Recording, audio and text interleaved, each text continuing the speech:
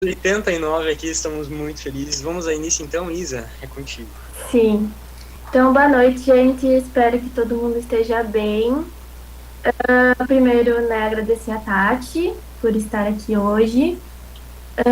Mas antes de começar a roda de conversa, como hoje é dia dos profs, a gente queria fazer uma pequena homenagem para esses níveis que a gente tem no curso. Feliz dia para vocês e espero que gostem. As meninas podem começar.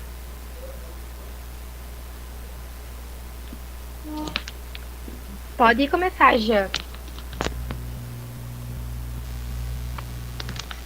Então a gente preparou algo para os profs e para as profs. Espero que vocês gostem, porque não é nenhuma surpresa que nós iríamos homenageá-los hoje, não é mesmo?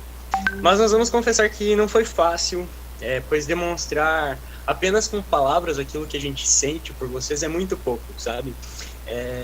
A gente sabe que toda essa questão do online, do remoto, distanciou a gente de muita coisa, e o abraço faz falta, o contato visual faz falta, né? Aquele aconchego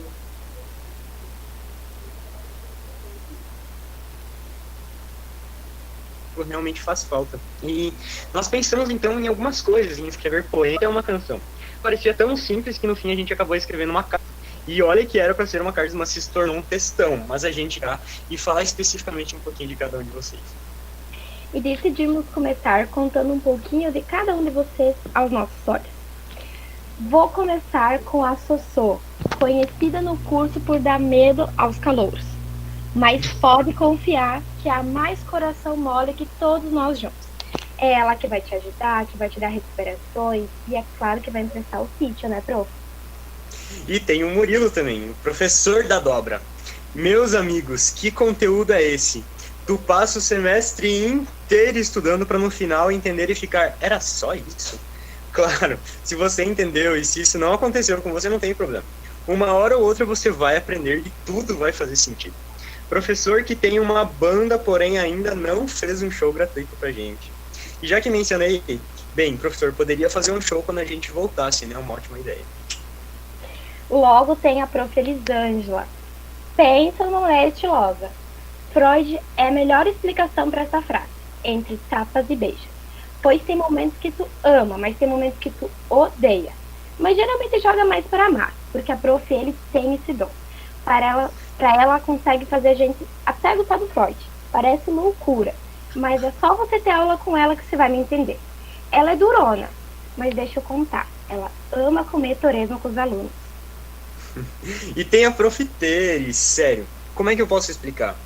Parece que eu tô tendo aula com a minha mãe, porque ela é uma mãezona do curso. Parece uma pessoa amorosa, ou melhor, ela é uma pessoa amorosa, e sem falar que é completamente organizada. O Trello passa vergonha perto dela. Chega a ser linda de ver. Lari, professora Lari, eu tenho a vontade de pôr você num potinho e levar para casa. Tão nova e tão inteligente, é a professora mais quietinha, mas ela, tipo assim, humilha quando o assunto é psicopatologia.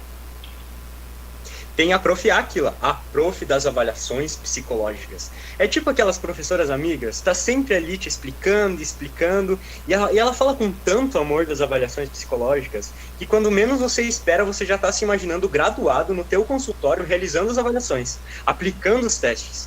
Ela faz a gente entrar no mundo das avaliações e se sentir em casa. Maria Carol, meus amigos, ela é tipo mulher multitarefas. É professora, é coordenadora, é mãezona de todo mundo, adora conversar. E depois que tu fica 5 minutinhos conversando com ela, tu vai me entender. Ela cativa tanto que a conversa vai fluindo. E quando tu vê, já é hora de pegar o ônibus. Ela é incrível em tudo que faz. E não faço ideia de como ela dá conta de tudo. Eu acho que ela tem duas e não contou pra gente. A prof. Sheila, a professora de social. Se você não teve aula com ela, calma, a tua hora vai chegar. E você vai perceber como ela é doce, carismática e super cativante. As aulas dela sempre prendem você sem que ela faça esforço. E adoram Shima, viu? É muito doce e extremamente gentil com todos. E se você conhece a prof. Márcia, é porque você já tá na reta final, chegando lá. Uma professora doce, esforçada, ela gosta de fazer a gente ler. Mas saiba que tu vai ficar craque em tudo que ela te passar, pois a mulher domina a área dela. A Prof. Irme é delicadeza em pessoa. Parece uma florzinha, uma voz suave, faz plantar na gente um rizoma de sentimentos. Você pode acreditar, ela tem a chave de muitas coisas a ensinar, e de um jeito único e inesquecível. Professora Michele, que esse semestre teve um desafio tão grande e que nos preocupou tanto, mas nos ensinou na mesma intensidade. É uma guerreira e tem toda a nossa admiração. És uma pessoa linda tanto por dentro quanto por fora. És uma professora de tirar o chapéu. Prof. Adri, nossa querida e maravilhosa Prof. Adri, tem um senso crítico excelente. Nos faz questionar a nós mesmos sobre a sociedade que a gente vive, sobre o governo que nos governa. É incrível, a inteligência é admirável. Uma professora única. Professora Fran, que não conhecemos pessoalmente ainda, mas que com certeza todos nós estamos esperando por esse momento. Tem uma dinâmica de aula muito show, e tem um jeitinho tão doce, é super delicada e tem nos conquistado cada dia mais e mais e mais. E para a gente fechar com chave de ouro esse momento, eu quero convidar todos os meus colegas, as minhas colegas, a abrirem, quem puder abrir sua câmera, abrirem todos os microfones para a gente desejar um feliz Dia dos Professores no 3. Então vamos lá, gente, abre os microfones, por favor. 1, 2, 3. Feliz Dia dos Professores!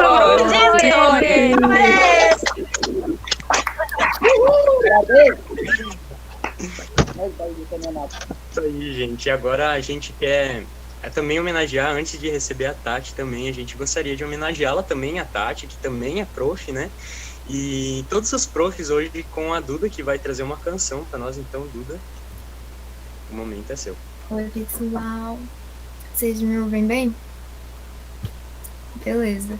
Então, quando me pediram para cantar uma musiquinha, eu fiquei pensando muito em qual que eu poderia trazer, que letra que ia se encaixar mais e traduzir bem o que a gente gostaria de falar hoje.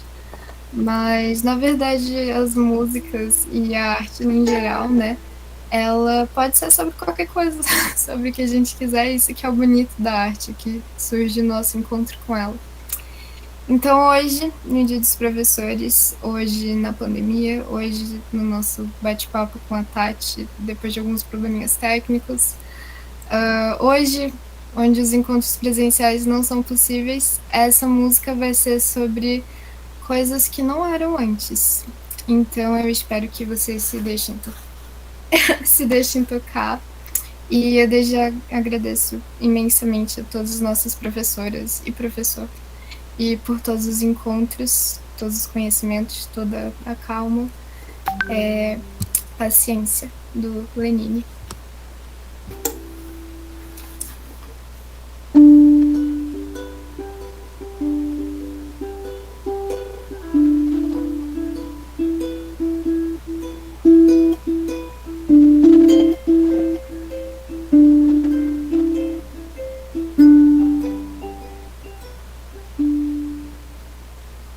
Mesmo quando tudo pede um pouco mais de calma, até quando o corpo pede um pouco mais de alma,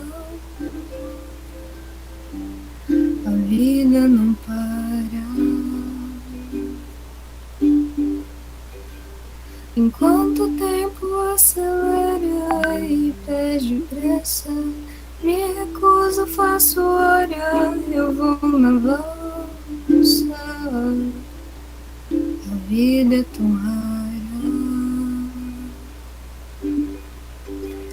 Enquanto todo mundo espera a cura do mal, e a loucura finge que isso tudo é normal, eu finjo ter paciência.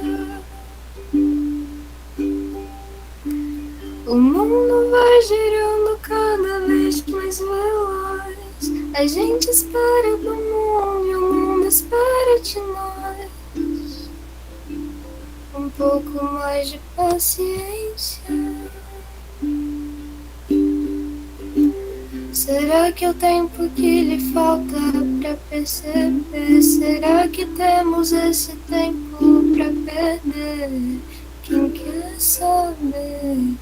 A vida é tão rara. tão raro. Mesmo quando tudo pede um pouco mais de calma, até quando o corpo pede um pouco mais de alma. Eu sei, a vida é tão rara, a vida não para. Lígia dos Profs. Parabéns, lindo. Parabéns, parabéns, Duda. Então essa é a nossa homenagem a vocês, profs. Fica aí a nossa homenagem. E agora, então, nós queremos, né, com muita ansiedade, expectativa que a gente estava, receber a Tati. Tati, seja bem-vinda, né, ao nosso curso. Seja bem-vinda mais uma vez, né. A gente gostaria de ouvi-la. Gostaria que você se apresentasse, né, porque a gente também tem acadêmicos e acadêmicas que são dos primeiros períodos, que talvez não te conhecem, né, então falar um pouquinho sobre você, sobre a área que você trabalha, e também a gente tem perguntas, né, que os acadêmicos, as acadêmicas enviaram, e a gente gostaria de saber se talvez no final a gente pudesse ter esse tempinho para compartilhar algumas perguntas contigo, tá, que foram feitas pelo formulário. A gente agradece o pessoal que participou, que mandaram as perguntas. Então, Tati, o momento é seu, fica à vontade. Então, antes, deixa eu só tirar uma dúvida com vocês. Tem como eu colocar depois uma apresentação? Tem, que aqui eu não encontrei, né, nenhum botão, né, dizendo que eu posso mandar. Tem. Sim. Tá, daí depois vocês me orientam. Então, primeiro, né, só antes de me apresentar, eu quero só dizer que lindo esse curso, gente, e que lindo esses alunos, que delicadeza. Acho que desde o momento que eu vi vocês, né, quando vocês montam aquela foto com os professores, né, escutando vocês aqui agora, homenageando os professores, que delícia, né, muito, muito legal ver isso. Ver também, né, que os professores que eu conheço, que estão aí, continuam igual, né, tendo esse mesmo carinho dos alunos, e outros que eu não conheço, né, ainda não os vi, e queria muito estar presencialmente aí, até para conhecer os outros professores. Então, também quero deixar meus parabéns para os professores que estão aí, por esse trabalho aí diário, por toda essa doação, por toda essa entrega, né, mas por todo esse compromisso que eu tenho certeza que todos os professores aí têm com a psicologia e com os alunos, né? Então, esse é um curso que eu sinto muito orgulho dele, né? Tenho muito orgulho de todos esses profs que estão aí, e principalmente dos alunos, né, que tem essa trajetória aí, tá? Vocês me ouvem bem? Tá tudo certo nessa parte? Então, tá. Então, eu vou me apresentar, né, então, meu nome é Tatiana, eu sou psicóloga, trabalhei muito tempo aí na UNO Chapecó. Eu vim para Chapecó por causa da psicologia e por causa da UNO Chapecó, né? Cheguei até a UNO Chapecó por causa... Na realidade, eu cheguei mesmo por causa da psicologia experimental. Eu era aquela professora que, na minha época, trabalhava com os ratinhos. Então, eu era conhecida como a professora dos ratinhos. Não é algo muito legal para ser conhecida, mas, né, essa foi assim que eu comecei, né, aí na UNO Chapecó. Só que antes de chegar aqui em Chapecó, eu, né, tenho uma trajetória baseada na terapia comportamental, né, fiz toda a minha formação, a minha primeira especialização na terapia comportamental. Nesse meio tempo, migrei para terapia cognitivo-comportamental, né? Então, e hoje existe aí uma conciliação entre essas duas terapias, né? Uma conciliação não, uma conversa entre essas duas terapias, que para mim é muito bom, por sinal, pois a minha base de formação, ela tem muito da comportamental. Então, hoje, a minha experiência é clínica, né? Eu trabalho com terapia. Inclusive, a minha fala hoje aqui é em cima da vivência que eu tenho. Hoje trabalho no Renovare, né? Eu tenho aqui uma clínica junto com a minha sócia, com a Fernanda, né? Nós temos o Renovare, que a gente montou especificamente poder atender nossos pacientes, mas principalmente para poder oferecer cursos para as pessoas, que eu digo que sempre viajar para formação é algo muito caro, né? Então, a nossa ideia, quando nós montamos a empresa, era para poder trazer pessoas aqui para formar psicólogos, né? Ajudar nesse processo de formação. E, ultimamente, eu tenho me envolvido com os projetos, venho me desafiando com os projetos das redes sociais, né?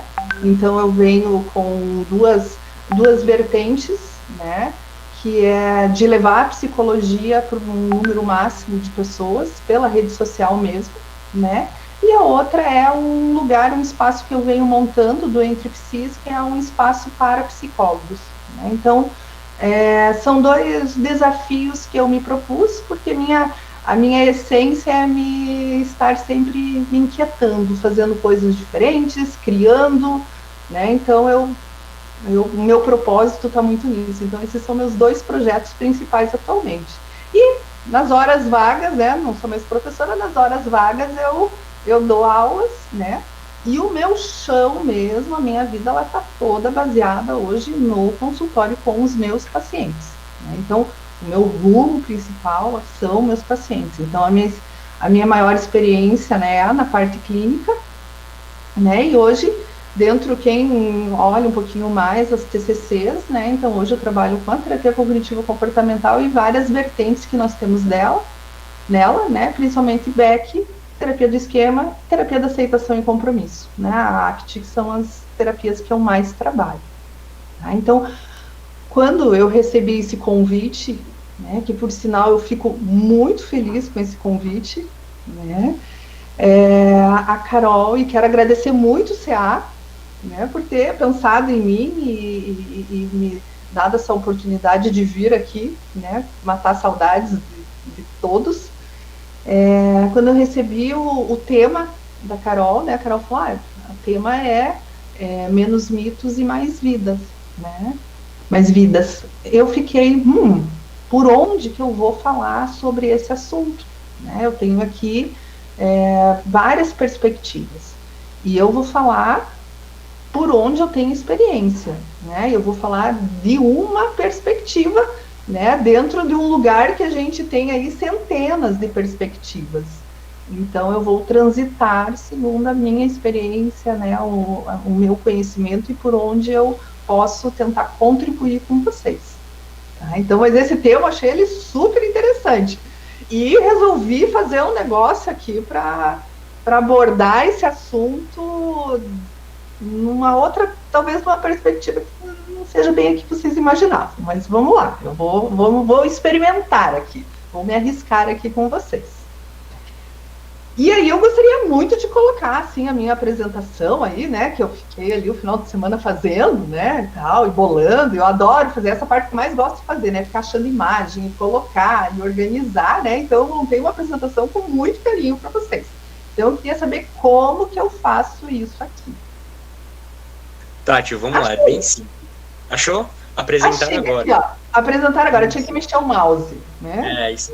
Aí tem a tela inteira, você clica na tela inteira, vai abrir uma caixinha de diálogo. Aí você clica nessa caixinha de diálogo e compartilhar. Gente, a Sheila tem razão. Não pode deixar você sair desse curso. Então vamos lá.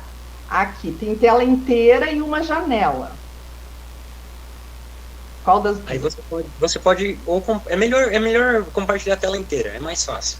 Aí você clica em compartilhar a tela inteira, aí vai abrir uma caixinha de diálogo. Você clica nela e depois clica em compartilhar. Tá, então vocês qualquer coisa vão me aqui, compartilhar a tela inteira. Que eu fiz duas, eu fiz uma que é mais dinâmica, mas como eu não tenho certeza. Peraí. Daí a gente vai ver tudo que você estiver vendo na tua tela, a gente vai ver também. Tá.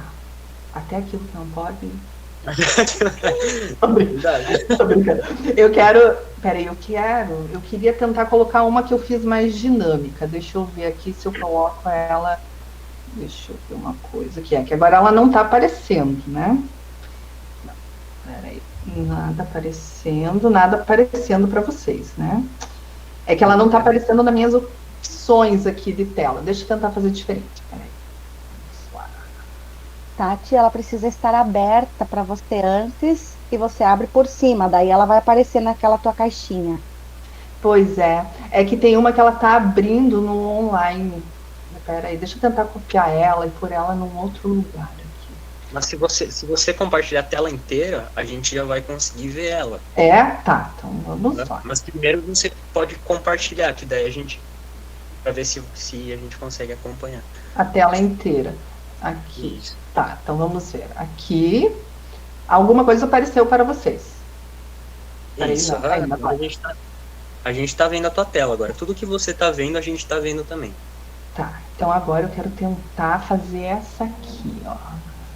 Agora é aquele momento que eu falo para o deserto, né? Que eu e minha apresentação só. Isso. Aí, aqui. Aqui vocês estão vendo. Sim, perfeito, estamos vendo. Perfeito, então vai ser por aqui. Então, tá, mas antes só de eu vir para cá, deixa eu fazer outra coisa e combinar com vocês. Aqui, ai meu Deus do céu, eu tava onde? Meu Deus, peraí, gente. Bem, não vou voltar aqui porque eu tenho medo que não faça mais nada. Então eu vou falar. Tem perguntas, né? Tem muitas perguntas pra gente, para depois. A gente tem algumas perguntas, mas que são similares. A gente tem um pouco mais de 10 perguntas, mas algumas são bem similares. Então a gente pode fazer uma compilação das que são similares e fazer uma só, sabe? Então não tem muitas. Não. Tá, então só para organizar aqui o tempo, né? Então eu vou dar uma apertadinha aqui no meu tempo, na minha fala, né? Para a gente ter também um momento para conversar em relação às perguntas. Então vamos lá, acho que todo mundo me vendo, me ouvindo, tá tudo certo? Tudo certo. Tudo certo. Então vamos lá para o meu tema aqui. É que eu fiz aqui um negocinho que ele tem aqui, ó. Ele tem umas coisas que fazem movimentos na apresentação, então por isso que eu quis pôr essa, tá? Então vamos lá. Menos tabus e mais vidas. Para abordar esse assunto, então eu vou partir de uma terapia, tá? Basicamente de uma terapia que é a terapia do esquema emocional. É uma terapia que não é tão falada hoje, né? As pessoas falam mais em terapia do esquema do Jeffrey Young. O que eu vou falar com vocês está mais baseada numa outra terapia. E aí vocês podem me perguntar, mas o que isso tem a ver com o tema de menos tabus e mais vidas? Né? Que era, a princípio, essa minha fala, ela era para acontecer lá em setembro, né? No Setembro Amarelo. Tá? Então, aqui que eu fiz uma adaptação aqui para vocês, para disponibilizar para quem tiver interesse em ficar com esse material, tá? Então, aqui eu coloquei um pouquinho uma parte da minha formação, que é aquela que mais me sustenta para o consultório, né? Aquela que mais me auxilia nesse dia a dia do consultório e em relação à fala que eu terei aqui com vocês, tá? Então, vamos pensar num primeiro dado, né? Eu conversei com a Carol sobre a questão dos dados, o que vocês já tinham visto ou não tinham visto, até em relação ao suicídio, né? Eu teve um outro momento que eu fui conversar sobre, mais específico ainda na questão do manejo do suicídio, né? E hoje eu vou falar um pouco sobre isso, né? E depois desmembrar numa outra questão. Então, acho que a primeira coisa que nós, enquanto profissionais, psicólogos ou futuros psicólogos, que a gente tem que ter ideia, é que o número de pessoas que cometem suicídio, ele é muito alto no mundo, né? A gente tem aqui, nessa fonte que eu encontrei aqui, essa está falando em 1 milhão de pessoas que se matam no mundo por dia. E aqui ainda a gente tem que pensar que é um dado que não pega todas as pessoas que cometem suicídio, porque tem muitos suicídios que eles não são considerados ou não são nem percebidos. Por exemplo, né? E aí vem a questão de consultório, de pessoas que podem se jogar na frente de um carro, pessoas que podem estar dirigindo e aquela morte ser olhada como um acidente de carro, e não é um acidente de carro, é um suicídio, né? Então aqui a gente não consegue ter ainda uma dimensão muito próxima do que é realmente o número de suicídio no mundo, né? Então, aqui já é um número, eu digo, grande, já é um número alto, né? Mas eu ainda acho que ele é muito além disso, pelo que a gente observa dessa dinâmica, desde a ideação suicida até um ato, tá? Um dado mais específico que a gente tem em relação ao Brasil é de 9 mil pessoas, tá, que se suicidam por ano no Brasil, e aqui 25 pessoas por dia. Isso é muito alto, né? Então, eu acredito que aqui entre nós, a maioria das pessoas já conheceu alguém que cometeu suicídio, né? Então, esse é um dado importante e que nós precisamos ficar atentos. E vindo do mundo para o Brasil e agora tentando chegar aqui na nossa região, nós temos mais algumas informações que são bem importantes, né?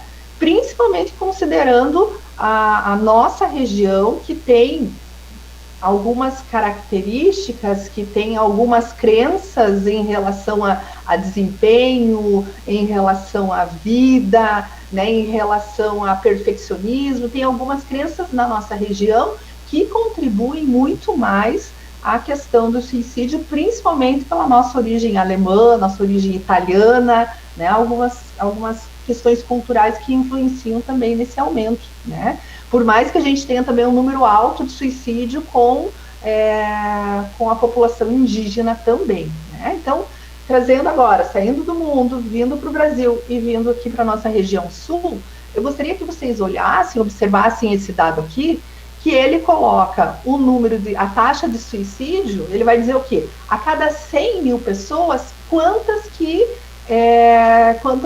estão dentro desse índice de suicídio. Então, se vocês olharem ali o Rio Grande do Sul, ele está em vermelho, né? Por quê? O que ele está dizendo?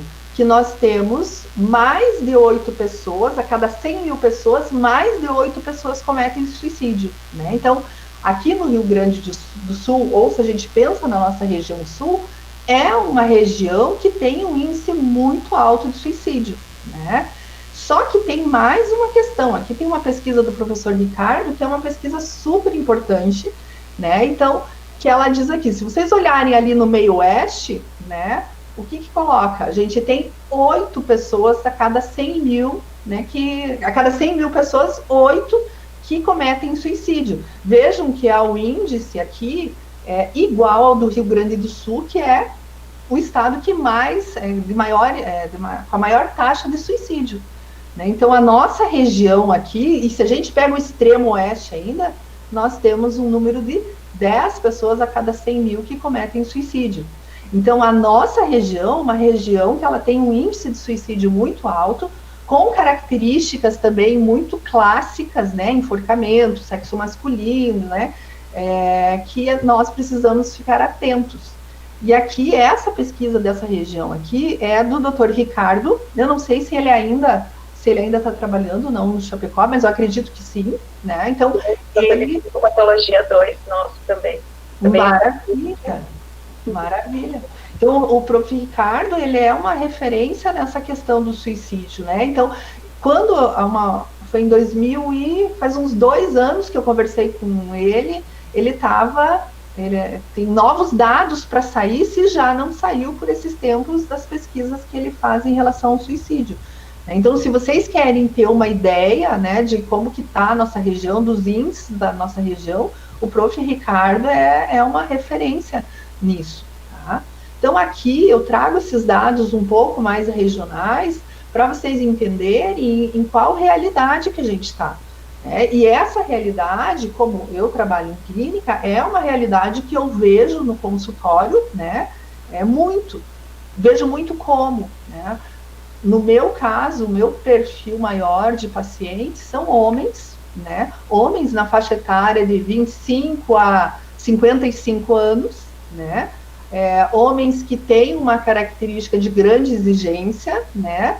Homens que muitas vezes têm a ideação suicida. Então, esses dados, quando a gente está na faculdade, a gente vê esses dados de região, essa estatística, é muito importante a gente trazer essa estatística para a nossa realidade, para a nossa profissão e para o nosso dia a dia. Como que a gente faz isso? Então, se eu tenho esse dado aqui, quando eu escuto o relato de um paciente que fala para mim, deixa eu pegar um de 2 semanas atrás, que fala, olha, eu não estou mais aguentando, tem horas que eu penso em acabar com tudo.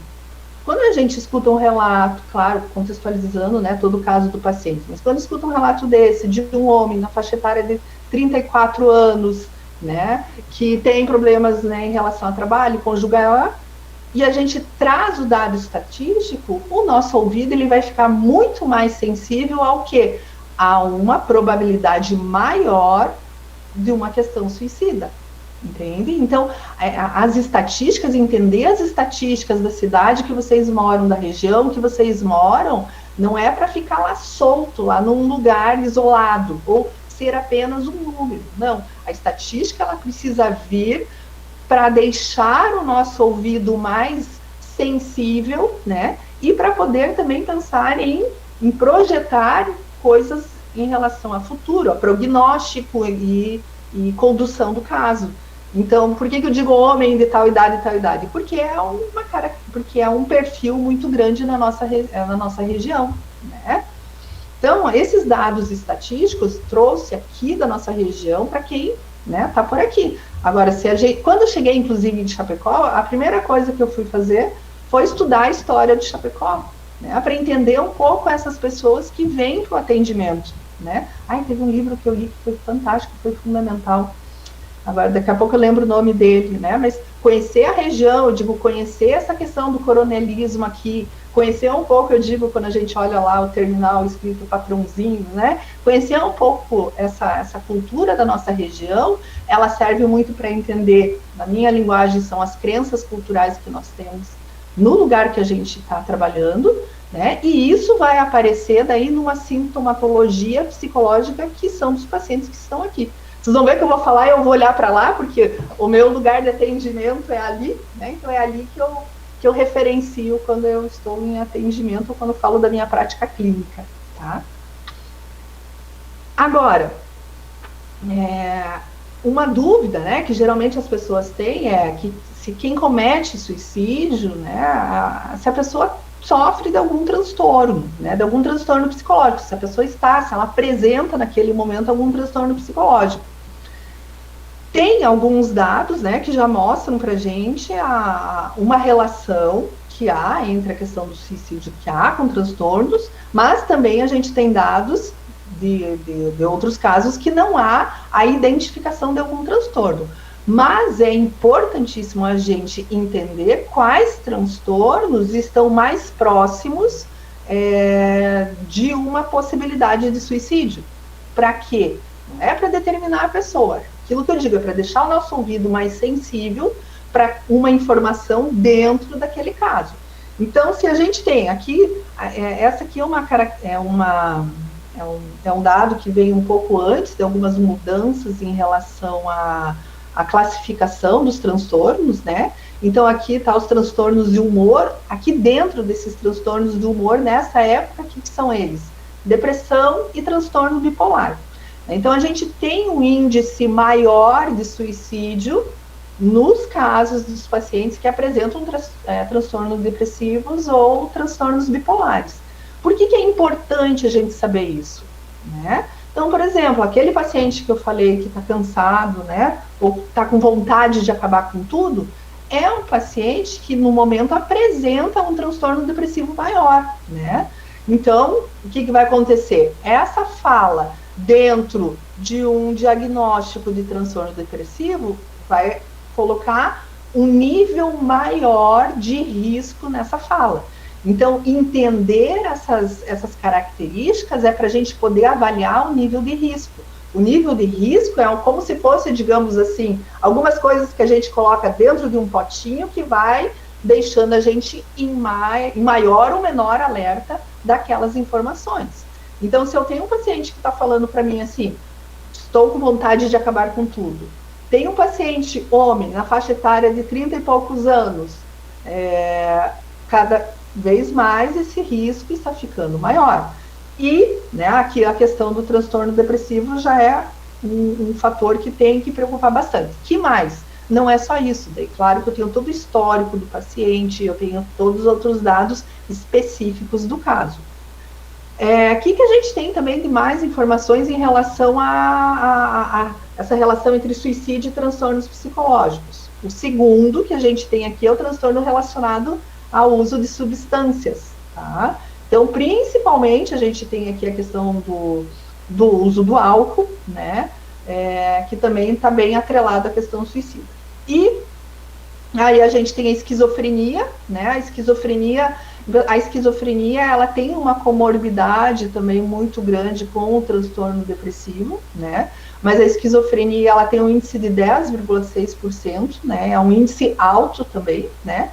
Os transtornos de personalidade, principalmente transtorno de personalidade borderline, também, né? Então, e aí a gente tem outros com uma numeração um pouco menor. Então, quando eu falo para vocês dessa relação do suicídio com o transtorno, serve para a gente ficar mais alerta, serve para a gente poder fazer a avaliação do risco daquele paciente, certo? Então, aqui são dados um pouquinho mais agora que eu vi que eu tenho que cuidar aqui com a minha hora, né? São dados assim para a gente ampliar esse olhar, tá? O que a gente tem em relação a mitos e fatos, né, sobre o suicídio? Nós temos um primeiro que é a questão do falar sobre suicídio, ele pode incentivar o comportamento suicida. Então, se eu falo muito sobre isso, vai aumentar, né, o número. Aqui temos um problema, porque a maioria das pessoas, né, elas querem conversar sobre isso. E aí, muitas não conversam por algumas coisas que eu vou falar para vocês durante essa apresentação, tá? Somente pessoas com transtornos mentais que tentam o suicídio. Isso também é mito, a gente não tem. A gente tem também pessoas que não foram diagnosticadas com algum transtorno mental, que cometem, transtorno psicológico, desculpa, que cometem suicídio. A maioria dos suicídios acontecem sem qualquer aviso. Não, geralmente tem algum tipo de aviso, geralmente, né, tem algum tipo de ajuda. Geralmente a pessoa passou por algum atendimento, né, um ambulatorial, ou, né, passou por algum tipo de atendimento. E também que quem está determinado a se matar fará de qualquer maneira. Não, né, as pessoas que estão em ideação suicida, elas estão em conflito, né, elas estão em dúvida, né, há um conflito, isso não é uma certeza, tá? Então isso são coisas importantes para a gente saber, porque a maioria dessas questões do mito, elas estão relacionadas com um outro ponto, que é da gente poder conversar, possibilitar esse espaço de conversa, né? Então, até a gente tem uma campanha, deixa eu lembrar, acho que é de 2017,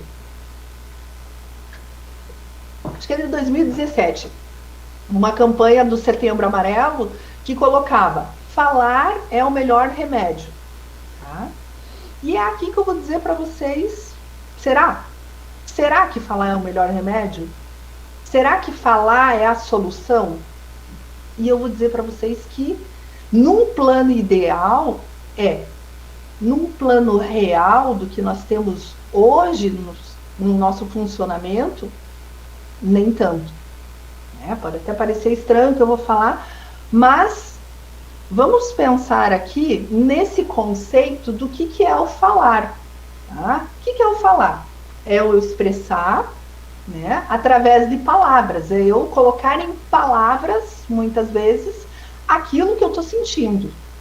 Então, a gente vai falar, ok, então falar é a melhor forma de eu diminuir o índice de suicídio, de eu tentar fazer com que esse índice não aumente. Não é bem assim, né? Por quê? Porque muitas vezes as pessoas, elas não sabem como falar. Isso eu vejo todo dia aqui no consultório. Como que eu vou falar? Eu não sei nem nomear, às vezes, o que eu estou sentindo. Eu não consigo explicar o que eu estou sentindo.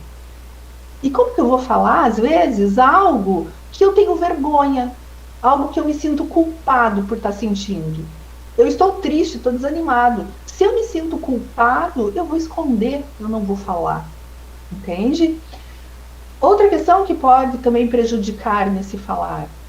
Eu acho que se eu falar, ninguém vai me ouvir. E isso sim também pode acontecer. Se eu falar, vão me criticar. Se eu falar, vão desvalidar aquilo que eu estou sentindo. Então, eu não falo.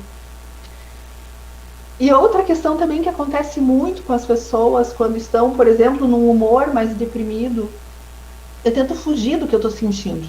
Então, o que eu posso fazer? Eu posso ir lá trabalhar para não olhar minha tristeza, me ocupar. Né? Eu posso ir lá passar a noite bebendo lá no bar para tentar me desconectar dessa tristeza. Então, quando tem essa campanha do falar é o melhor remédio, né? Eu digo que não é bem assim, porque não é fácil falar. Primeiro a gente precisa aprender a falar. E não é só aprender a falar. A gente precisa se conectar com essas emoções que nós estamos sentindo nesse momento de uma outra forma. Porque se eu tenho vergonha do que eu sinto, eu não vou conseguir falar sobre isso muitas vezes. Se eu acho que o outro vai me invalidar, eu também não vou conseguir. Então, vou pedir que vocês guardem aqui esse primeiro conceito, que é o conceito do falar. De expressar através de palavras. Então, esse conceito ele não é tão simples nesse funcionamento do dia a dia. Mas, para esse conceito também do falar é o melhor remédio, se eu vou falar, eu preciso também de uma escuta. Né? Eu preciso de uma escuta. Eu lembro quando teve aquele, ai meu Deus, deixa eu lembrar de gente, com essa pandemia minha memória foi assim lá para baixo. Baleia azul. Meu Deus, será que é baleia azul? Aquele fenômeno lá da brincadeira lá que eles faziam e que acabavam. É baleia azul, gente? É? Ai, obrigada, essa voz do além, assim, é muito bom. Então, quando teve esse fenômeno, eu ainda trabalhava na UNO e trabalhava ali no NAP. E eu lembro que a gente estava pensando em uma forma de oferecer, né, ajuda em relação à baleia azul. E eu lembro que no material que a gente fez, a gente tentou especificar bem que era falar com alguém qualificado. Entende? Para quê? Porque alguém qualificado vai ter a escuta. Ou pelo menos, teoricamente, é para ter a escuta. Então, se eu vou falar com alguém, eu preciso ter alguém disposto a escutar. Tá? Então, aqui, o que é o escutar? Aqui eu peguei a definição mesmo de dicionário. Tá? Eu não vou deixar muito complexo isso, porque é só para a gente entender o processo aqui. Falar é estar consciente do que estar ouvindo, é o estar atento, é o dar atenção a alguém. Só que isso também as pessoas têm muita dificuldade. Né? Por exemplo, quando alguém fala para outra assim, eu tô tão triste, né? Tô tão chateada com aquilo que aconteceu, e a outra fala, não se preocupe, isso vai passar, vai lá e faz alguma coisa. Né? Então, às vezes, quando eu escuto a vulnerabilidade do outro, eu posso ficar muito desconfortável com isso, e eu posso tentar me esquivar. Né? Nós temos uma cultura que ela é muito invalidante em relação às emoções. Né? Invalidante no que a criança chorou, caiu e chorou, não chora. Né? Não, para de chorar, vai passar. Na minha época era quando casar Sara, né? Então, a gente tem uma cultura que invalida muito, porque a emoção, ela provoca um desconforto na gente. Então, aí pensem nessa combinação. Eu estou vulnerável, tenho dificuldade para falar, e eu converso com alguém, que é a maioria da nossa cultura, que invalida, isso é uma combinação muito perigosa. É muito perigosa em qual sentido? Na questão da ideação suicida também, na questão de potencializar alguns processos, né, que vem da questão da invalidação. Então, o falar é o melhor remédio? Depende. Porque depende se a pessoa tem condições de falar e depende também da pessoa se ela tem condições de ouvir.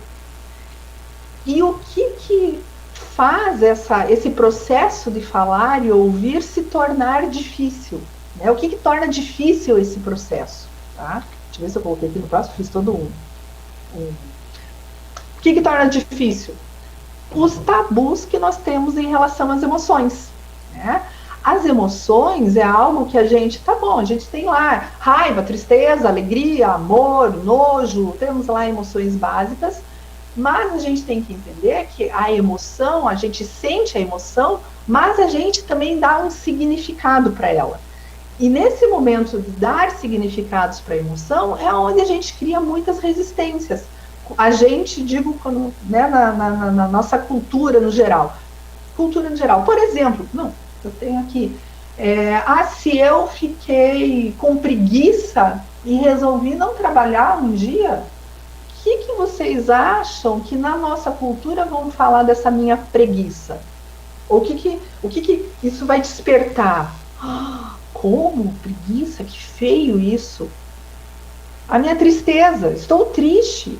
Né? O que isso vai despertar nas outras pessoas ou em mim? O que eu vou interpretar sobre a minha tristeza? Sou fraca? Não deveria ficar triste? Eu tenho tudo na vida e ainda estou triste? Né? Então, a gente tem que entender que a gente significa as emoções. Por mais que as emoções elas tenham uma questão filogenética, principalmente as básicas de funcionamento, de sobrevivência, ela tem uma grande gama dela, que é a nossa interpretação. E nessa interpretação, nós criamos muitas coisas que dificultam esse processo de comunicar e ouvir sobre as emoções. Tá? Aí eu coloquei aqui uma definição do que é o tabu, né? Isso aqui eu vou passando um pouquinho, né? Então, aqui eu quis colocar uma questão histórica em relação às emoções, né? E aí a gente tem um movimento que a psicologia, ela já brigou muito com algumas coisas e perceba algumas mudanças também no decorrer do caminho. Se a gente for olhar lá, os históricos lá atrás, né, o que eles valorizavam? A racionalidade, né? Então, a razão, ela é muito mais superior que a emoção. E isso aqui, no consultório, eu vejo muito, que é razão, eu tenho que controlar a minha emoção. Eu tenho que racionalizar, eu tenho que organizar, né, tudo que eu estou sentindo, tudo que eu estou pensando e decidir pela razão. Então, essa questão do decidir pela razão é algo que os históricos já falavam, mas que nós temos historicamente isso muito forte. Então, é quase o seguinte, razão é legal, emoção não. E os movimentos de autoajuda vêm muito para, digamos, carimbar um pouco essa ideia, né? E essa ideia vai imprimindo nas nossas crenças uma aversão em relação às emoções, um desconforto em relação às emoções, principalmente aquelas que são desagradáveis de sentir. E aí algumas coisas vão encorpando, né? Resumindo bem isso daqui, tá? O iluminismo também, uma ênfase no discurso racional, que vem por alguns motivos, né, lá atrás, históricos. No século XX, a gente tem também o positivismo, onde tem a questão da lógica, da razão. Então, não vou poder entrar muito nesses detalhes pelo tempo. O que eu quero só que vocês guardem aqui? Esse registro histórico da razão ser algo aceitável, da razão ser a melhor forma de resolver as coisas, é algo que vai colocar as pessoas em um grande conflito com o sentir, com a emoção. Então, eu tenho vergonha da minha tristeza, né? Eu acho que eu não deveria sentir a raiva, é feio sentir raiva. Então, eu tenho que me controlar. Uma pessoa bem-sucedida é aquela que se controla, que oprime, né, suas emoções hoje.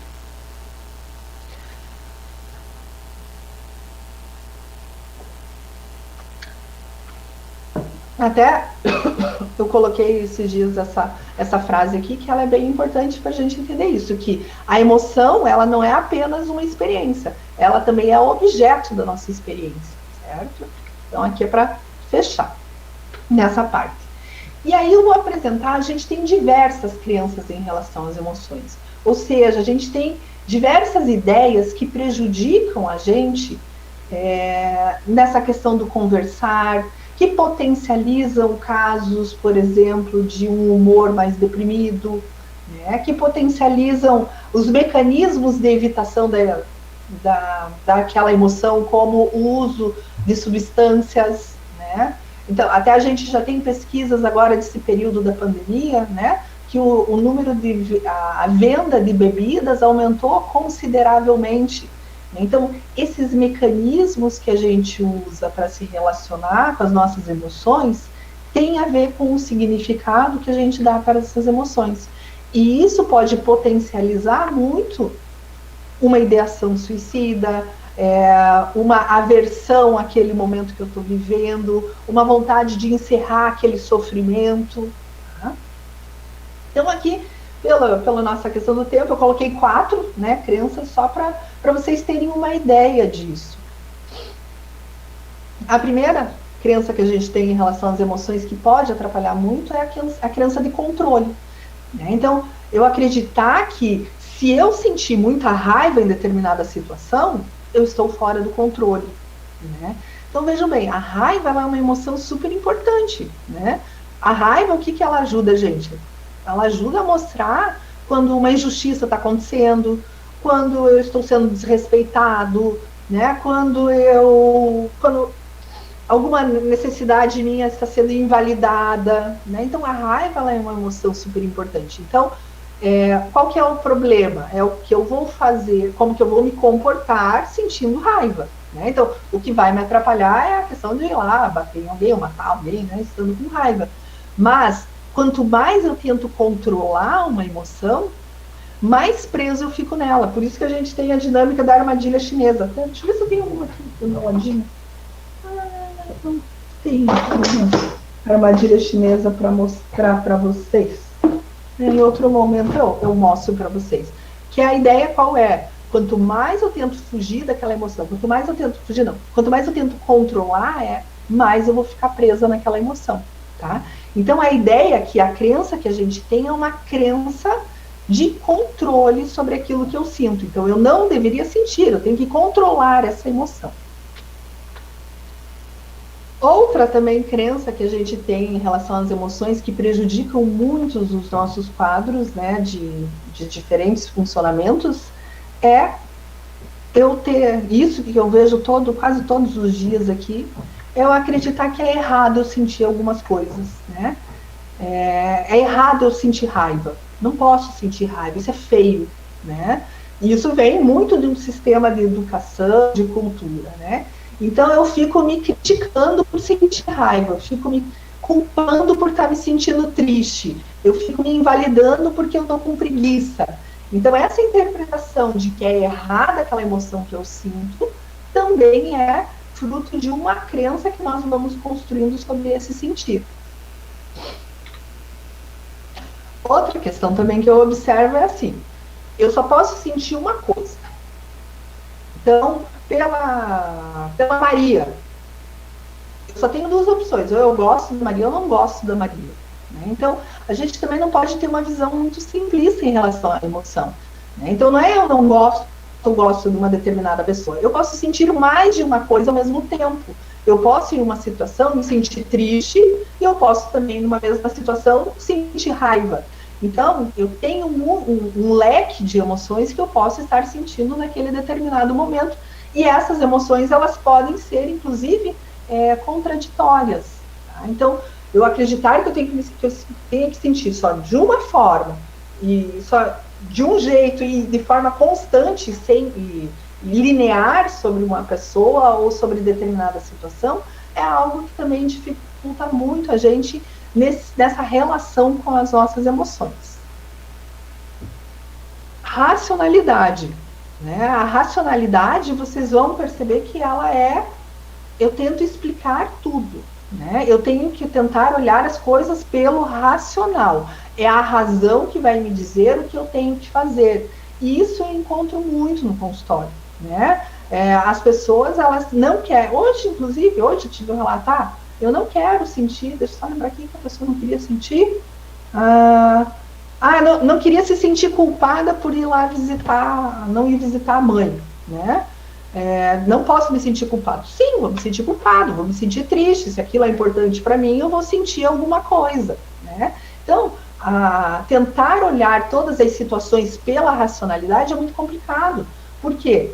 Porque as emoções que vão dizer pra gente o que é importante, né? Então, aqui, né, no consultório, a gente trabalha com um modelo, né, a gente tem um lado que é racional, a gente que analisa, que organiza, né, essa parte que ela vai nos ajudar muito na organização. Só que não é só ela.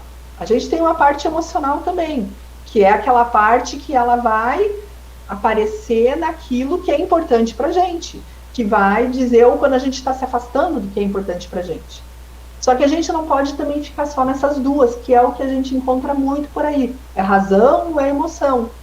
Não é nenhum nem outro, né? A gente precisa desenvolver uma outra questão que a gente chama aqui na mente sábia, que é a sabedoria. Em a gente olhar numa perspectiva de organizar, de pôr em ordem, olhar também naquilo, o que aquilo está dizendo que é importante para a gente e usar a sabedoria para decidir, né? Então, aí nós temos digamos, a gente amplia um pouco e consegue também olhar a importância das nossas emoções.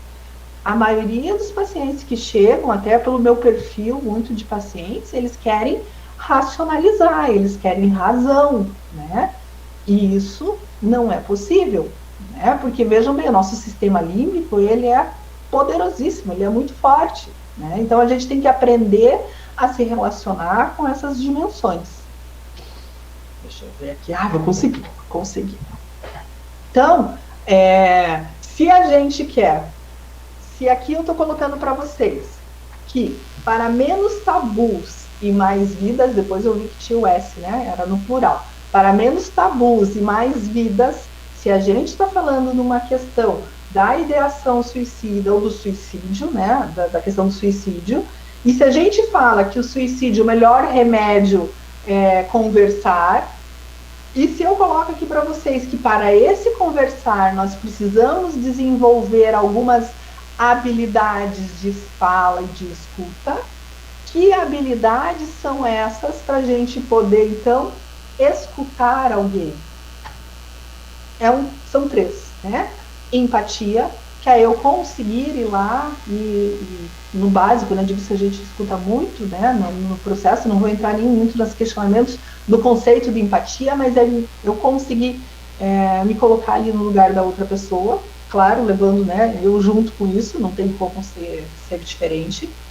É eu aprender a validar o sentimento do outro, que é algo que na nossa cultura é muito complicado e que é o que prejudica da gente conseguir conversar com alguém que tem uma ideação suicida, né? Quando alguém fala assim, eu tô cansado da minha vida, eu não quero mais viver, isso desperta muitas coisas nas pessoas, desde, não fala isso que é bobagem, invalidei, né?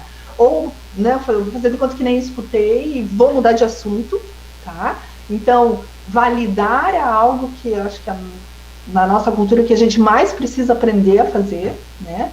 E a compaixão, que ela tem uma característica que é de eu fazer um movimento, né? Por isso que eu escutei, por isso que eu valido. A validação, a compaixão, ela vai estar junto porque tem a ver com um movimento em direção ao outro, né? Um movimento para eu me aproximar desta pessoa para tentar aliviar o sofrimento dela. E claro que cada pessoa vai fazer isso dentro do espaço que está. É diferente um profissional confortar, mas uma mãe também pode confortar, um amigo também pode confortar, mas quanto mais eles tiverem desenvolvido empatia e validação, a compaixão ela acaba também sendo algo muito mais próximo da pessoa, tá?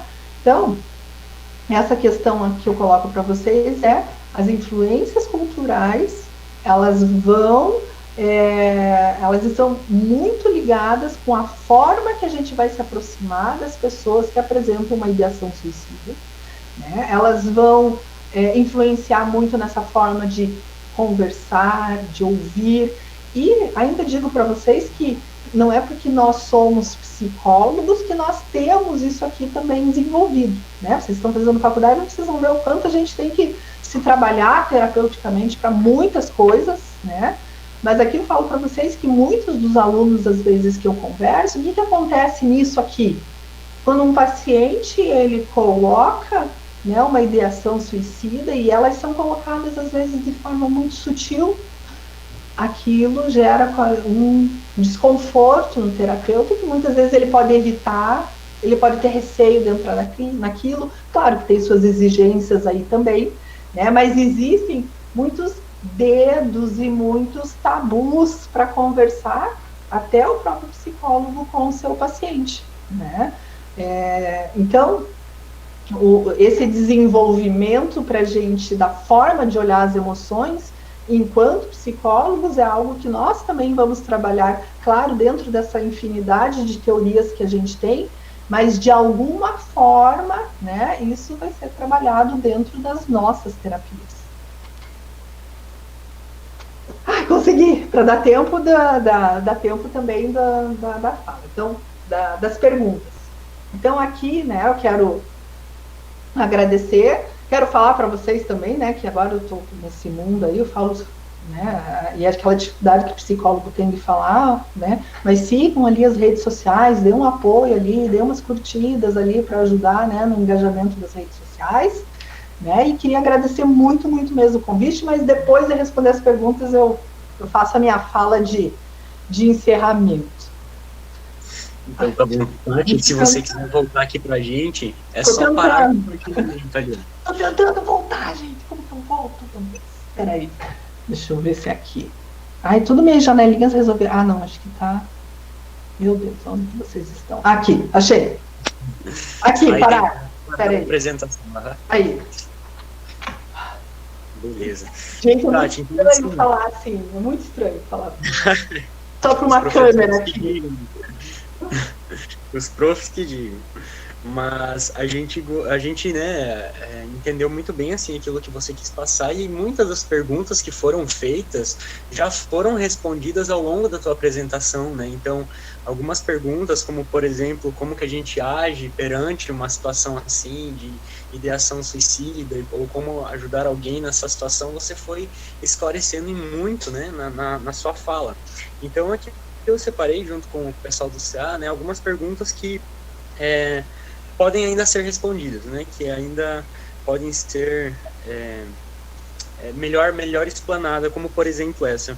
Um paciente, não sei se já aconteceu, tá, na tua experiência, mas como que você, na tua experiência, você acha que deveria se resolver, ou como que seria um psicólogo uma psicóloga que está atendendo um paciente, e esse paciente ele vem a cometer suicídio? Como é que é a questão com os terceiros, né, com a família, com os amigos, né, com essas pessoas que estavam ao redor dessa pessoa? Como é que você poderia explanar isso para a gente? Eu acho que eu até hoje, né, não tive essa experiência de perder um paciente por uma questão de suicídio, né? Mas isso é algo, acredito eu, muito difícil. Por que eu digo muito difícil? Porque quando tem um paciente aqui com ideação suicida, né, a gente vai trabalhando, né, desde um lado com uma preocupação muito grande em relação a esse paciente, a gente vai tentando encontrar até onde é o nosso limite, e isso a gente tem que ter muita clareza, né, de até onde a gente pode ir, né, até onde a gente tem condições de auxiliar, e aí eu vou dizer assim, temos alguns protocolos que a gente segue em relação a isso, né? Eu já tive acionar protocolos em atendimento, em sessão aqui, de não deixar o paciente sair, de chamar, né? Então, existem alguns manejos que a gente faz durante esse processo. Então, eu te digo que por esse processo é algo que, na minha experiência, é difícil, que essa é aquilo mais difícil, assim, de fechar a porta. Eu brinco que eu tenho aqui, eu tenho 3 portas para sair do consultório, né? Eu tenho aqui a do meu consultório, eu tenho a do corredor e eu tenho a última porta. E aí eu tenho um elevador até chegar no meu carro. Então eu digo que eu vou me desvestindo, eu vou tirando minha roupa, me desvestindo de psicóloga, né? Em cada uma dessas portas até chegar no meu carro e chegar em casa, né? Então é quando eu vou me desaquecendo, né, desse meu trabalho aqui, né, para poder chegar em casa. Mas quando tem um paciente que tem uma ideação suicida, quando tem um paciente com risco maior, esse é aquele caso que para mim é mais difícil, né? É mais difícil por essa preocupação. Então, acho que a primeira coisa que eu posso falar aqui é difícil, né? E o que é difícil? Saber até onde a gente pode auxiliar.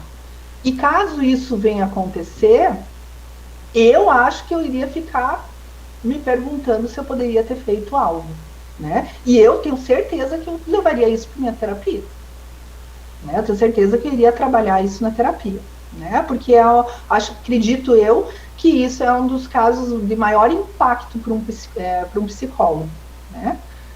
Eu já passei pela perda de pacientes, eu já passei pela perda de pacientes, mas em acidente, que é diferente, já é muito doloroso, eu digo, né? Mas por suicídio, isso vai atrelar a gente se questionar em relação ao nosso desempenho, né? Em relação aos familiares, né? Qual que é a dúvida ali? Em relação a conversar com os familiares? Que diz como o psicólogo deve proceder em relação à família desse paciente, né? Certo. Se é um paciente que a gente está acompanhando e que vem apresentando ideação suicida e que tem esse histórico, provavelmente é um caso que a gente já está trabalhando próximo da família, né? Então, aí, esse contato, ele provavelmente já está acontecendo. Caso ele não esteja acontecendo, né, aí provavelmente a gente vai atender também e verificar os movimentos da família também para a gente poder se aproximar dessa família, acredito eu, né? Acredito eu, mas dentro do que for solicitado também, né? Que aí tem muitas coisas, porque daí vai depender muito do caso, né? Vai depender muito de como que essa família está procurando, do que essa família precisa, né? Então aqui não tem algo, acho que muito geral para a gente colocar, né? Vai depender do caso. Legal, Tati. E a gente viu a respeito dos tabus, né, que você compartilhou alguns com a gente, e isso também a gente acredita que é uma barreira para as pessoas também procurarem ajuda, né? Então, o que fazer, né, quando a gente conhece alguém que está numa situação assim, de ideação suicida já, mas ela não quer procurar ajuda, porque alguma barreira existe para ela procurar ajuda, algum tabu que ela acredita, né, que a sociedade impõe. Como lidando numa situação dessa? Gente, agora eu lembrei uma coisa que eu tinha guardado que eu queria contar para vocês nisso aqui. No dia que a Carol entrou em contato comigo, tinha sido um dia tão diferente no consultório. Por quê? Eu atendi um paciente pela manhã, que ele chegou para mim e falou assim, Tati, hoje eu preciso conversar uma coisa, né? Daí eu perguntei o quê? E ele falou, um amigo meu no trabalho me chamou e disse que ele estava andando de bicicleta e ele pensou em se jogar de bicicleta na frente do caminhão. Ele estava andando andando de bicicleta ali meu Deus, na BR, né? E ele veio me contar que ele pensou em jogar a bicicleta e se jogar na frente do caminhão, né? E que ele não para de pensar. E eu não sabia o que falar para ele. Fiquei paralisado, né, no que falar para ele e me ajuda, né? O que eu faço? Depois eu falo sobre isso. Aí, isso foi o paciente da manhã. O meu paciente da tarde, do início da tarde daquele dia, um menino de 15 anos. No mesmo dia, gente, até interessante que é isso aqui. No mesmo dia, o meu pacientezinho ali dos 15 anos fala para mim, Tati, meu primo estava pensando em se matar. E eu descobri isso por um amigo que entrou em contato comigo eles têm aqueles Discord, aquelas coisas que eles conversam dentro do jogo, né? Entrou em contato comigo porque esse primo dele, que mora lá em outra cidade, tinha falado lá no Instagram de outra pessoa que ele estava querendo se matar, etc e tal. E aí eu olhei para o paciente e falei, ok, né? O que você fez? Dele, eu liguei para minha tia, porque a mãe desse primo dele, ela tá num quadro depressivo bem forte e tal, ou seja, não dá para contar muito com essa mãe. Ele ligou para a tia ir lá, ver o menino que estava em casa, ligou para o menino, ficou conversando com o menino até essa tia chegar, ligou depois também junto pro irmão do menino, para ele ir lá no quarto. Ele fez todo um manejo. Né? Então, olha que legal, eu digo assim, aquele dia eu fiquei pensando, olha só, né? Eu tenho aqui, o meu paciente da manhã querido ficou todo perdido no que fazer, e o menino de 15 anos ali, ele fez o que a gente precisa fazer, né? A gente precisa o quê? Olhar primeiro qual que é a rede de apoio que essa pessoa tem. Essa pessoa está te contando, né? A gente precisa avaliar quem mais, a gente tem que se perguntar primeiro quem que vai se responsabilizar por isso, né? E aí é uma avaliação de núcleos, tá? Então, como esse meu colega ali, né? Então, o que eu fui conversando com ele? Ok, ele veio te falar, nesse caso a gente viu que é porque confia no paciente, por mais distante que eles sejam. Então, aí eu falei, e esse teu amigo, ele tem alguém ao redor? Mais alguém sabe disso? Família, né? Vamos ver se tem uma família que pode ajudar. Então, aí a gente vai mobilizando o paciente para a rede de apoio dele. Então, se tem uma mãe, uma tia, uma esposa, uma irmã, a gente vai fazendo o quê? Com que essas pessoas se aproximem aqui. E acontece muitas vezes da gente não ter ninguém. E isso eu digo que a parte, por exemplo, para a gente psicólogo, é a parte mais complicada que tem. Porque eu já me peguei em situações que eu não tinha a quem recorrer. Não tinha quem recorrer. E o que eu digo para vocês não ter a quem recorrer? Às vezes eu tenho familiares que, se entrarem na situação, vão agravar o quadro consideravelmente, né?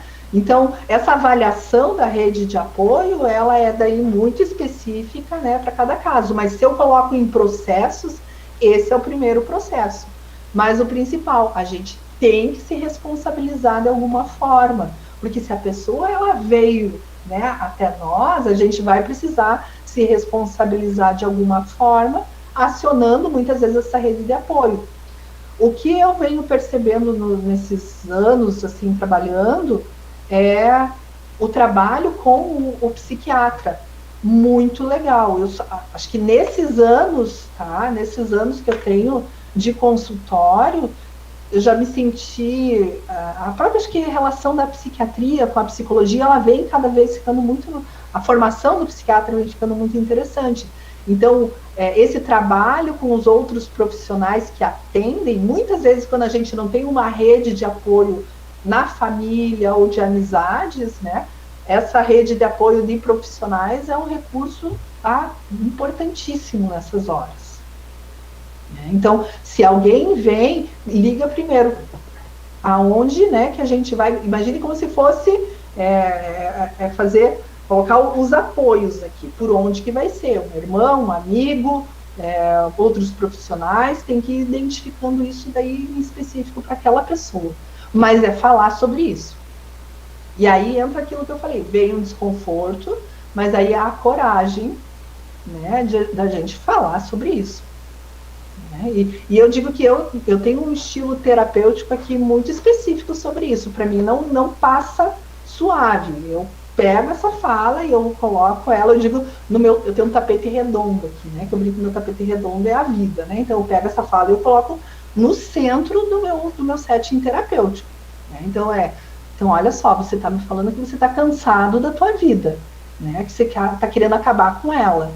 Você está querendo falar que você vai fazer o quê?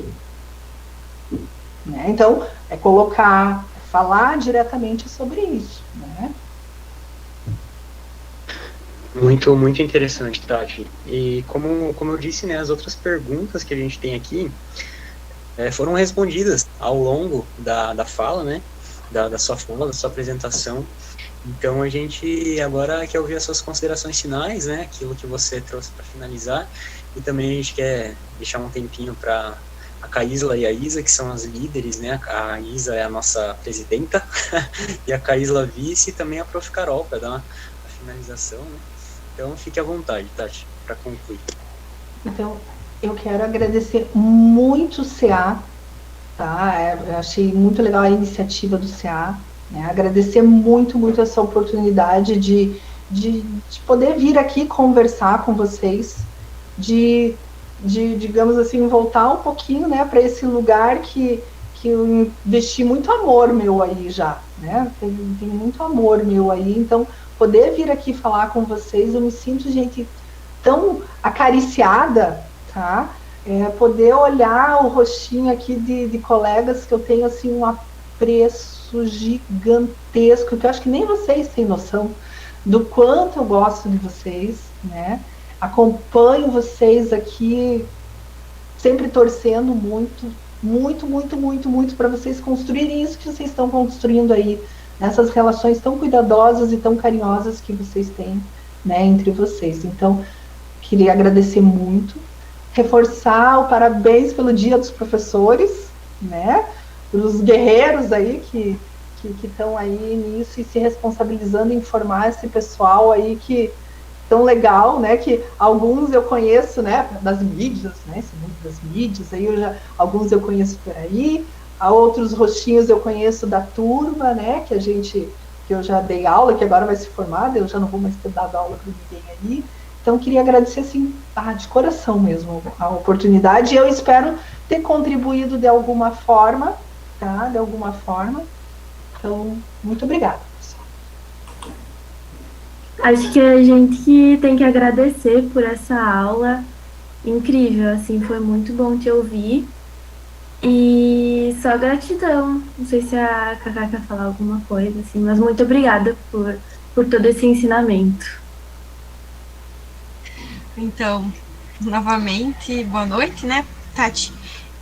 Eu fico muito tocada com a tua fala. A primeira vez que eu te ouvi foi no manejo suicídio, eu não consegui ficar durante toda a palestra, né?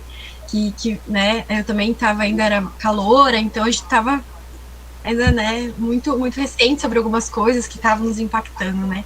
E hoje, te ouvindo novamente, são aqueles alertas que piscam, assim, na nossa mente, sabe? Aquelas histórias que a gente fica ouvindo e quando a gente tem o conhecimento, né, igual, não é a primeira vez que eu te ouço, então aquilo já estava, até procurei já outras vezes a própria Maria Carol, quando tinha algumas dúvidas, e como é importante, né, ter pessoas de referência. A gente sabe que o nosso curso, todos os nossos professores são referência para nós, né, dão um suporte muito grande, não só pelas questões acadêmicas, né, e eu fico muito grata de poder te ouvir, até me emociono, porque eu tenho a noção do quanto é importante a gente estar alerta, né?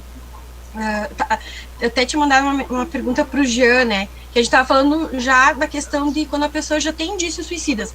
Mas antes, a gente já nota alguns sentimentos. Por exemplo, a pessoa não tem uma rede de apoio, ela é a única pessoa ali que é o suporte da família, e ela começa a ter algumas falas muito, muito delicadas, muito tristes, né? E como é importante, às vezes a gente no nosso âmbito do trabalho, né? Eu ainda sou estudante, mas a gente ficar atento e perceber, né? Então eu fico muito feliz de ter você mais uma vez falando para nós, né? E agradeço também os colegas, os professores que cederam as aulas, né? E os colegas que se disponibilizaram também, né? A fazer essa homenagem, as perguntas. Fico muito feliz, espero que você volte mais vezes. E professor ceder aula é um negócio difícil, né? Ainda mais na quinta-feira, que foi dia do psicólogo, mas tinha que ser na quinta, que era o dia do professor. Não foi fácil fazer essa medição. Gente, então, boa noite a todos novamente, né? Tati, né? Tão didática, tão bom te ouvir, sempre muito cuidadosa, assim, te admiro muito pelo cuidado, assim.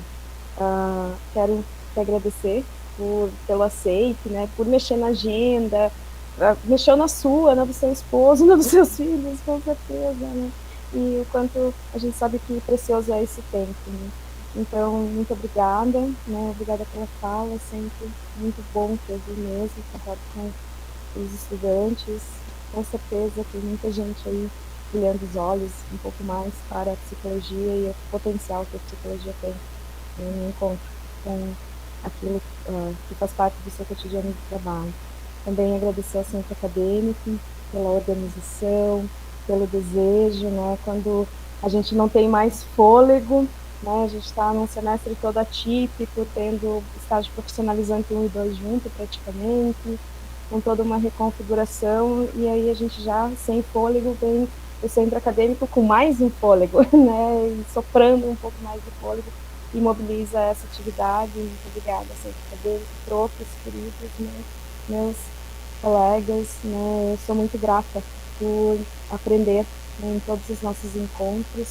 Então quero agradecer também, parabenizar todos os profs e a Tati, né, que não deixa de ser essa doce de prof, né, que está aí com projetos tão bacanas para psicólogos, né, também. É muito legal, acessem, né, vale a pena. É muito bacana o seu trabalho, parabéns. Gente, acho que com o adiantar da hora, né, não sei se o Gê quer fazer o grande final, gente. Seria isso mesmo. Eu só agradecer mesmo. Obrigadão a todo mundo, gente. Obrigado por terem participado, né? A Carol, por todo o apoio, a coordenação apoiou muito a gente. A Carol que foi a mediadora com os profs, então, obrigado aos profs, né? A Caíla já agradeceu, mas eu também, por cederem. A gente fica muito feliz pelo espaço e por a gente ser um curso que dialoga, né? Então, obrigado Carol, Tati, colegas e profs. Uma boa noite a todos e nos vemos no próximo encontro. Tá bom, gente? Isso aí, Vitor. Até Tchau, mais, gente. Pessoal. Boa noite para vocês. Boa noite, bom descanso. Até. Boa noite. É.